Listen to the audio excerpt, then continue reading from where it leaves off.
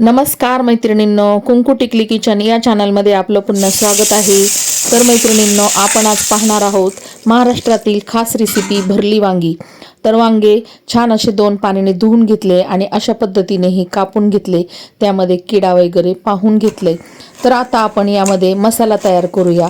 तर मसाल्यासाठी आपण खोबरं आणि शेंगदाणे पण भाजून घेतलेत, कांदा चिरून घेतलाय, कोथिंबीर आणि आता यामध्ये घालूया थोडेसे तीळ आणि थोडेसे धने आणि थोडेसे जिरे।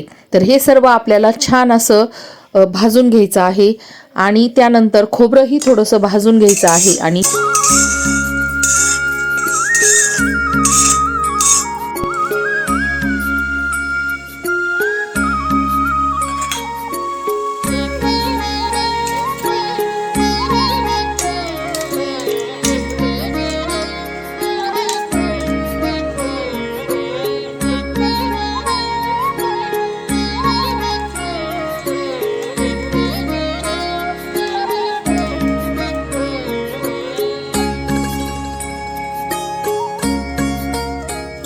मसाला होईपर्यंत कापून ठेवलेले वांगे आपल्याला पाण्यातच ठेवायचे आहेत आणि अशा पद्धतीने आपल्याला पूर्ण असा मसाला वांग्यामध्ये दाबून दाबून भरून घ्यायचा आहे।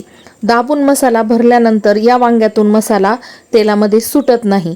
तर छान असा मसाला भरल्यानंतर मुठीने पुन्हा वांगे अशा पद्धतीने दाबून घ्यायचे आहेत आणि सर्व वांग्यामध्ये मसाला भरून झाल्यानंतर पहा किती सुंदर असे।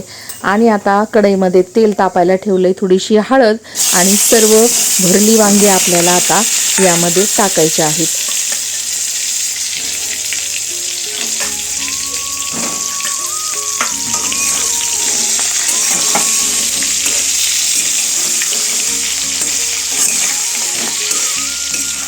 उरलेला जो मसाला आहे त्यामध्ये थोडासा गरम मसाला टाकून आपल्याला हे पुन्हा उरलेलं वाटण या वांग्यामध्ये टाकायचं आहे।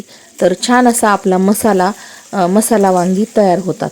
तर मैत्रिणींनो, या पद्धतीने वांगी केल्यानंतर आपण नक्कीच बोटं चाटून खाल। तर आता गरम पाणी करायला ठेवलेलं आहे आणि पूर्ण असे वांग्यात मसाला मिक्स केल्यानंतर आपल्याला गरम पाणी वांग्यामध्ये टाकायचं आहे। गरम पाणी टाकल्याने काय होतं, वांग्याचा रंगही टिकून राहतो आणि वांगी लवकर शिजतातही। झाकण ठेवायचं आहे। 10 मिनिटं वांगे शिजल्यानंतर झाकण उघडायचं आहे। तर पहा किती सुंदर चमचमीत मस्त अशी भरली वांग्याची भाजी आपली तयार झालेली आहे। तर चला तर मैत्रिणींनो, भेटूया पुन्हा अशाच नवीन आणि छानशा रेसिपीमध्ये।